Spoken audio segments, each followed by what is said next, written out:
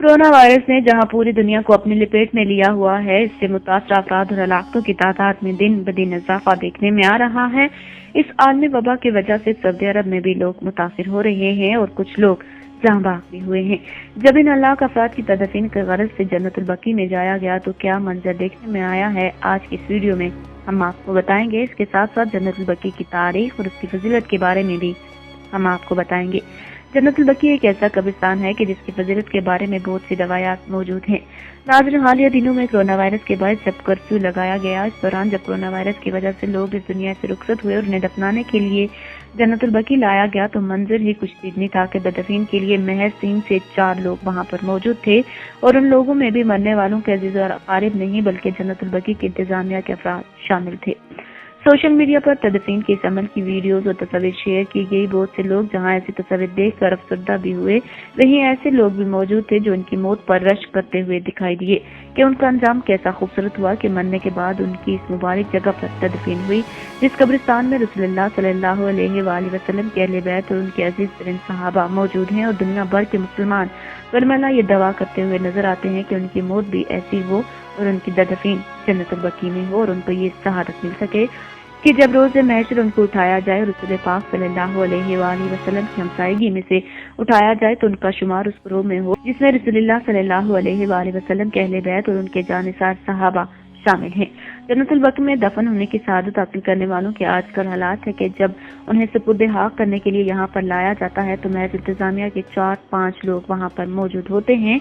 وہ بھی خصوصی لباس پہن کر، جب مرنے والوں کے عزیز و اقارب بھی اس موقع پر موجود نہیں ہوتے اور نہ ہی انہیں قریب آنے کی اجازت ہوتی ہے۔ تو اگر جنت البقیع کی تاریخ اور اس کے فضائل کے بارے میں آپ کو بتایا جائے تو بقیع دراصل ایسے کھلے میدان کو کہتے ہیں جس میں مختلف قسم کے پودے، درخت اور گھاس موجود ہے۔ مدینہ منورہ کے قرب و جوار میں بہت سی جگہ ایسی تھی جنہیں بقیع کہا جاتا تھا، مثلا بقیع برکت، جہاں برکت کا ایک بہت بڑا درخت ہوا کرتا تھا اور اس نسبت سے اس کا یہ نام پڑ گیا۔ عہد رسالت میں مدینہ منورہ کی شہری آبادی از قد محدود پر مختصر تھی۔ مسجد نبوی صلی اللہ علیہ وآلہ وسلم سے مشرق کی جانب کچھ مکانات تھے اور ان سے ذرا ہٹ کر ایک میدان تھا جسے بقیع الغرقد کہا جاتا تھا۔ مسجد نبوی کی مدت شخصیات کے بعد اب مسجد نبوی کا مشرقی ساحل بقیع تک پھیل چکا ہے۔ رسول اکرم صلی اللہ علیہ وآلہ وسلم مدینہ منورہ تشریف لائے تو آپ کسی ایسی جگہ کی تلاش میں تھے جہاں مسلمانوں کے لیے قبرستان کی جگہ کو مختص کیا جائے۔ آپ صلی اللہ علیہ وآلہ وسلم نے ایک دن بقیع الغرقد میں تشریف لائے اور فرمایا کہ اللہ تعالیٰ کی طرف سے مجھے اس جگہ کو قبرستان کے لیے مختص کرنے کا حکم دیا گیا ہے۔ بقیع قبرستان میں اہل سیر و مورخین کے 2 قول ہیں۔ ایک قول کے مطابق اسد بن زرارہ بن عدس اور دوسرے قول کے مطابق ابو سعید عثمان بن مظعون سب سے پہلے اس قبرستان میں دفن ہوئے ہیں۔ یاد رہے کہ سیدنا عثمان بن مظعون رضی اللہ تعالی عنہ رسول اللہ صلی اللہ علیہ وآلہ وسلم کے رضائی بھائی تھے۔ رسول اللہ صلی اللہ علیہ وآلہ وسلم جب بھی جنت البقیع تشریف فرما ہوتے تو اہل بقیع کی مغفرت کے لیے دعا فرما۔ حضرت عبداللہ بن عمر رضی اللہ تعالی عنہ سے روایت ہے کہ رسول اللہ صلی اللہ علیہ وآلہ وسلم نے فرمایا کہ قیامت برپا ہونے کے بعد سب سے پہلے میں باہر آؤں گا، اس کے بعد ابو بکر، اس کے بعد عمر اور اس کے بعد بقیع والوں کی طرف جاؤں گا، وہ میرے پاس جمع ہو جائیں گے۔ اس کے بعد میں مکہ والوں کا انتظار کروں گا اور میں حرمین کے درمیان میں سے اٹھایا جاؤں گا۔ امیر المومنین سید عمر بن خطاب رضی اللہ تعالی عنہ کی خواہش تھی کہ اللہ تعالیٰ انہیں شہادت کی موت عطا کرے اور مدینہ منورہ میں عطا کرے۔ آپ اکثر یوں دعا کرتے ہیں کہ یا اللہ مجھے اپنی راہ میں شہادت عطا فرمانا اور مجھے اپنے رسول اللہ صلی اللہ علیہ وآلہ وسلم کے شہر مدینہ منورہ میں